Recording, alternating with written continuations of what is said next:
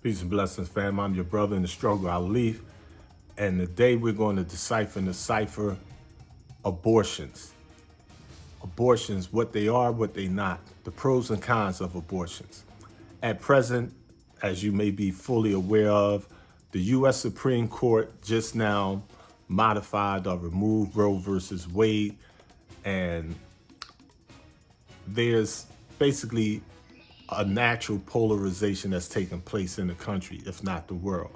And basically that polarization is, are you for or against the US Supreme Court decision?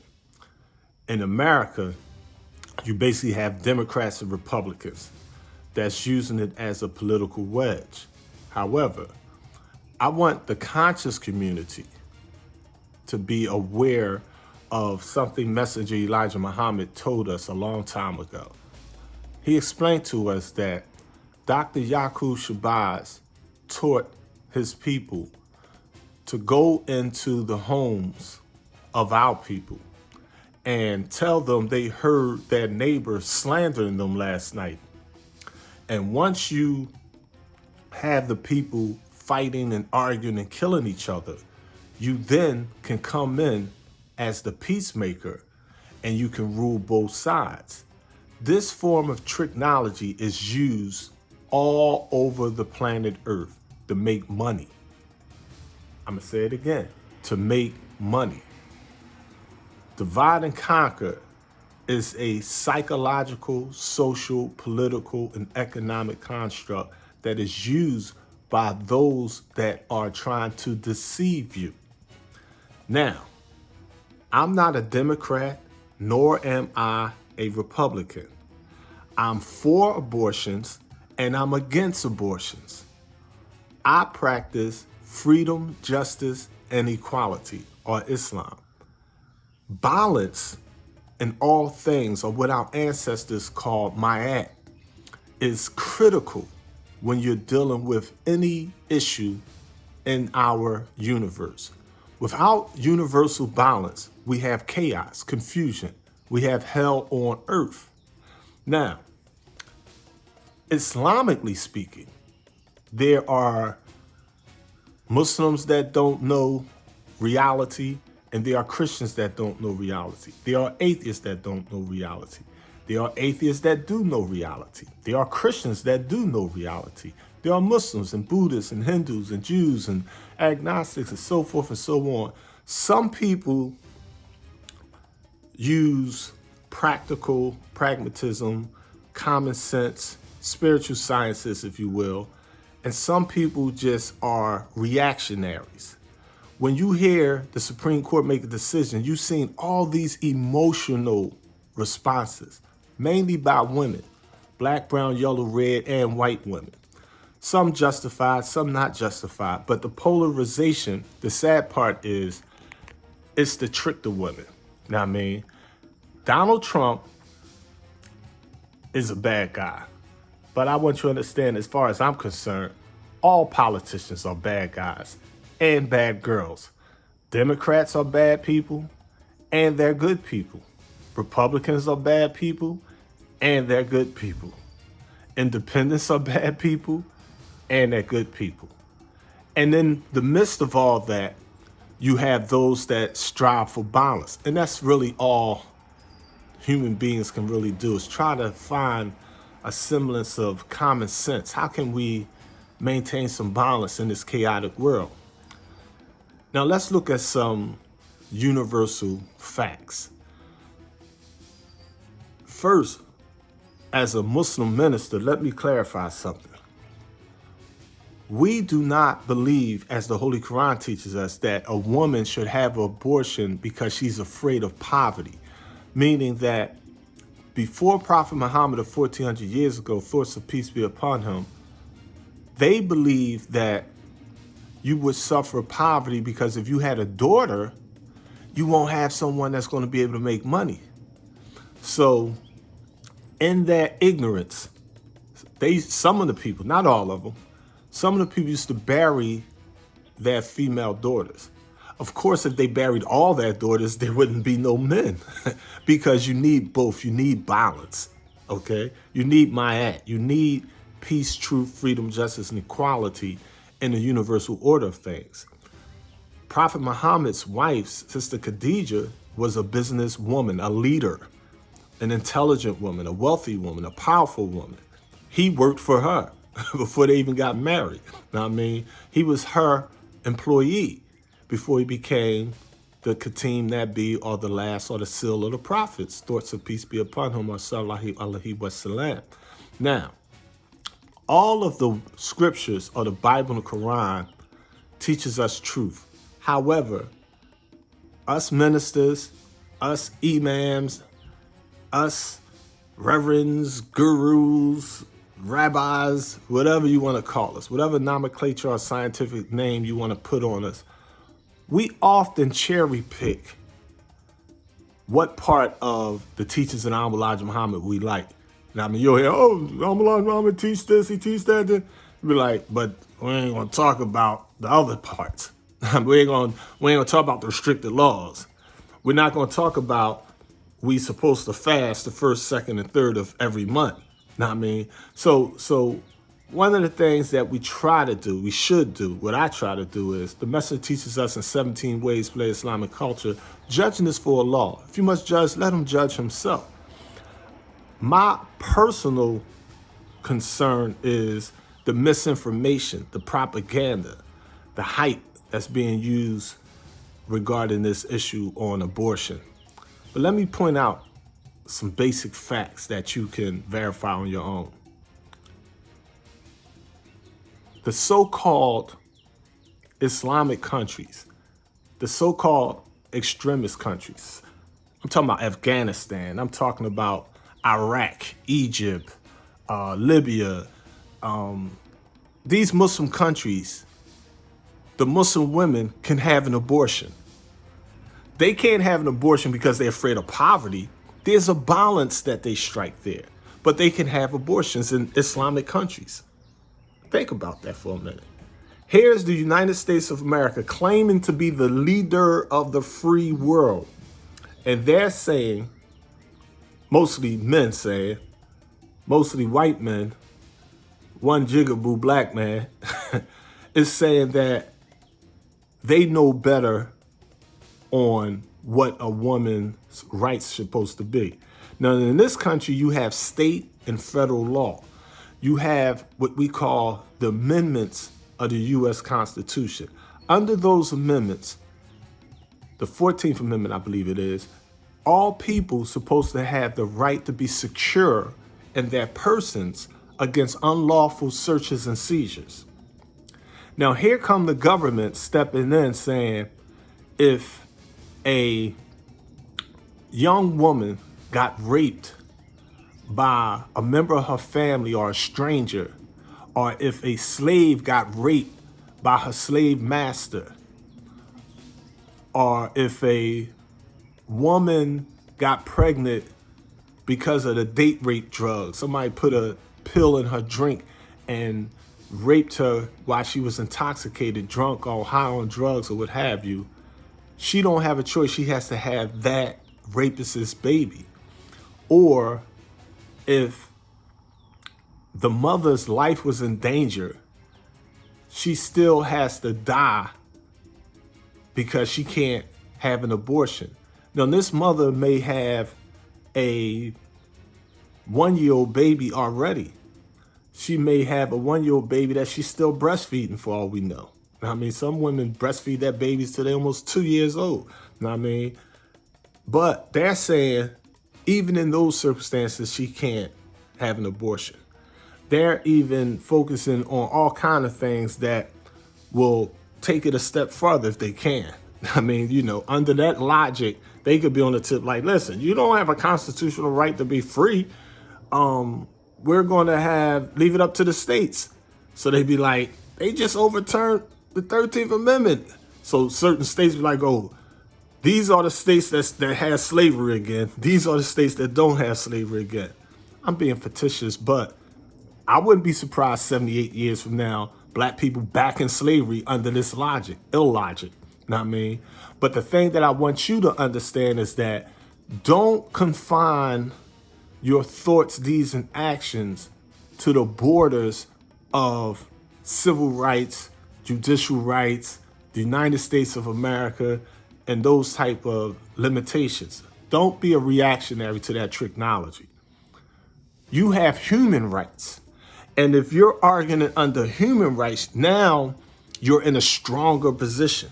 Because step one, you're going to secure your person against unlawful search. So you be like, I don't care what so-and-so said. Now, states like Louisiana that put a blanket ban on abortions, a lot of our black sisters that are low income live in that state. So what does that tell us? We're going to see young sisters physically dying in Louisiana because she could not have an abortion. Now, me personally, I wish we lived in a world where abortions wouldn't be necessary. If we lived in a world where abortions wouldn't be necessary, that'd be beautiful. But realistically, if we lived in a world where abortions wasn't necessary, you know what? We would still have abortions. Why? Abortions are part of nature. Abortions are part of the universal order of things. There is no such thing in this universe of a life form that does not practice abortion. Let me say that again.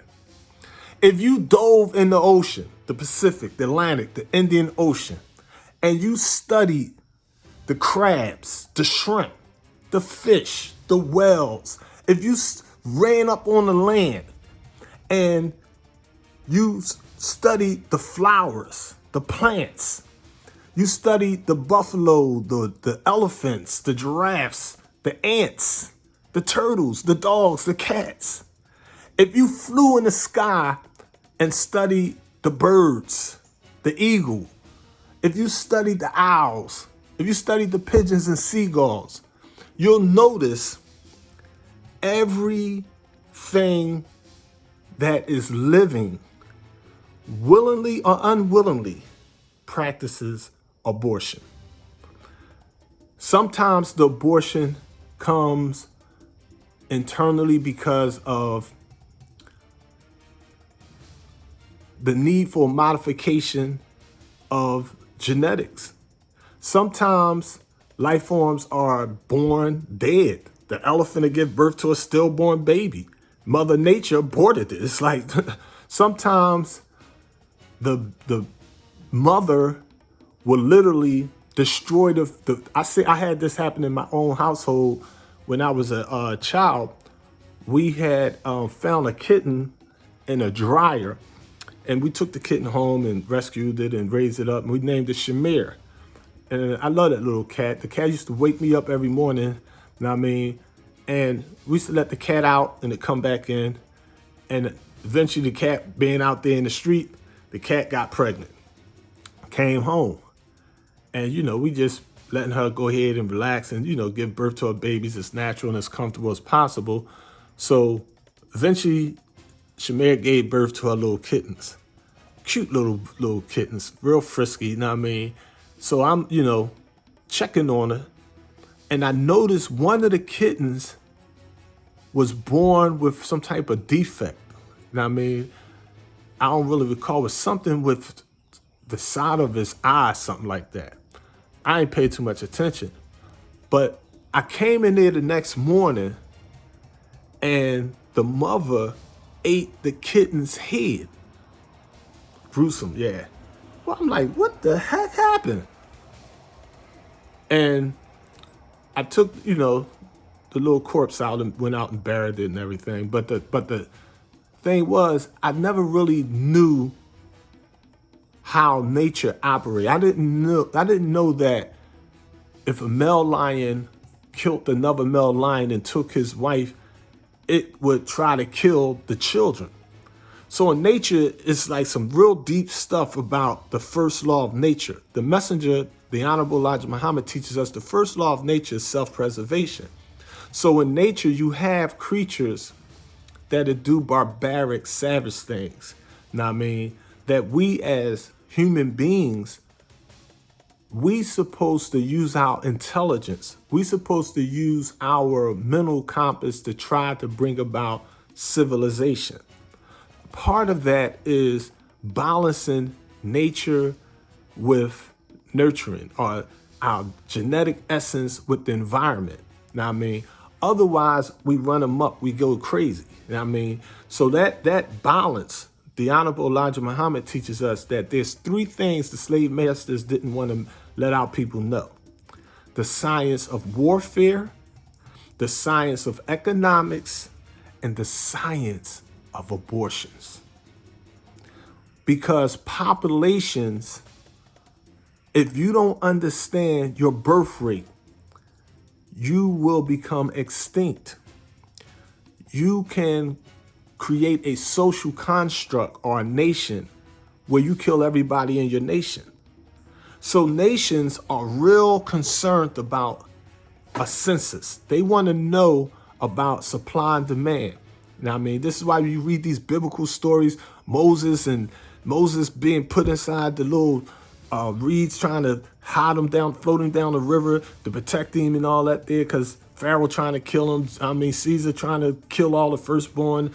I mean, they put Jesus, send him to Egypt. Now, I mean, you know, those type of tyrants, barbarians, pirates, Vikings, whatever you want to call them, 10% rich slave makers of the poor, as we call them this day and time, they have a fear of slaves giving birth to babies and populating and either forming an army that can liberate themselves or overthrow their kingdom and put them in slavery, or in America, vote them out. Part of this Roe versus Wade controversy is centered around something that I can only put in this plain, simple way. It's all about white power. When you heard the woman talk about with Donald Trump talking about white power, oh, my bad, I made a mistake. No, she did. No, she did. I mean, you got to understand, in this country, back in the 1800s, the government, the Supreme Court, the Congress, the Senate, the president, they had policies that basically was like, all that America is the home of the free and the brave, and give me your tithe, your poor, come on over. Yeah, y'all come on, this is the free land. Bull crap. You know what I mean? The reality was, they was like, we're talking to people from Ireland, Germany, Spain, France, England. I mean, we're not talking about people from Africa, India, China, or black, brown, yellow, and red people. We're talking about white people, white power. Y'all can come over here and experience the American dream. The rest of y'all better keep y'all behinds over there. That's how it really went down. And the reason you see the white supremacists shouting so much victory today is not necessarily just hatred. Oh, hatred is definitely part of it, but it's not really just hatred. It's fear. They're not going to broadly tell you, but white people in America need Roe versus Wade. We have a social system structured where hip hop is changing the game. You have young white people in this country, they're not racist. They're not thinking like their grandparents and their great-grandparents or their mommies and daddies. They're thinking more humane. They're thinking about unity. They're thinking about unifying and codifying the planet Earth into a system of freedom, justice, and equality. They want peace. They want prosperity for everybody. They don't want discrimination. They don't want the three major discriminations: racism, sexism, and classism. The has and the have-nots. The us versus them. The gay versus the straight. The black versus the white. The young versus the old. The north versus the south. The east coast versus the west coast. This is all Yakub's law, divide and conquer, to make you think you need a corrupt politician to come in and give you freedom, justice, and equality instead of you getting freedom, justice, and equality for yourself. They don't want the women in this country that's arguing Roe versus Wade to think outside the Democratic Party or the Republican Party. So, you gotta vote. No, you don't. I mean, you can vote if you want. Voting definitely can help if we was organized like that. But what would really rattle the oppressor's, rod of wood, if you take and realize that you have human rights. Now, this is dangerous when you talk about human rights. Malcolm X got killed when he started talking about human rights. And it took 50 years for people just believed all the hype, all the slander and gossip against the messenger and the nation. Oh, they killed Malcolm X and this, that. Then eventually, before he died, the FBI agent admitted, listen, the feds, the COINTELPRO, the counterintelligence program under J. Edgar Hoover, all the races, we wanted to stop the rise of a black messiah. We had to shut him down. That was too much power for one black man to have. Know what I mean? So that's the reality. But it took a long time for just that little, the rest ain't even coming out. Probably never, but some more will come out. But it's worse than we think. And if they did that to Mumia Abu-Jamal, Malcolm X, the Black Panther, SNCC, so forth, what you think is going on with you and me? This is the world we live in. This is how tyrants maintain power. This is how absolute power corrupts absolutely, as the saying goes. Know what I mean? But also, truth is the daughter of time. As time goes on, it eventually gives birth to the truth. So you have to stay focused. Know what I mean? You can't take your third eye off the real prize, freedom, justice, and equality. But when you're looking at what's going on in a realistic, practical manner, you'll realize that former President Trump intentionally stacked the state Supreme Courts and the U.S. Supreme Court with his cronies. And they intentionally took away Roe versus Wade. What does that mean in law? That means that they use fraud, malfeasance. They deceived illegally to take away your 14th Amendment rights, to take away your right to be secure in your person. In doing that, your argument can't be you running from this branch of the government to this branch of you running from the judicial branch to the executive branch. Biden ain't going to do nothing for you. President Biden, respect the old man. Now, I mean, I voted for him. If he run again, I'll vote for him. You know what I mean? Anybody that is closer to freedom, justice, and equality, you know what I mean? That's, not that I think they're going to be my messiah, but you got to get in where you fit in. In warfare, you got to use whatever. Now, I mean, if you see a fallen soldier and you're barefoot and he got some old muddy shoes on, you're going to stop for a minute. Oh, let me put these boots on. I wish I had some socks. I wish I had some clean boots, some new boots, but these is better than me running around here barefoot. So you're in survival mode. You got to eat out your helmet sometimes. Now, I mean, it's war going on. And understanding that concept, you got to realize that women should change the tone of Roe versus Wade from one of a legal decision that affected their state and constitutional rights to one that there was a fraudulent legal decision that usurped and stole their human rights. And since you're arguing fraud and a violation of your human rights, women then could take that matter before the Hague or the World Court or argue before the UN on the international level. Like, listen, we love America. This is our Supreme Court. But they conspired against us and deprived us of our human rights and let the world decide whether or not a woman should be securing her own person against unlawful searches and seizures. The struggle continues. Peace and blessings, family. I'm your brother in the struggle, Ministeralif.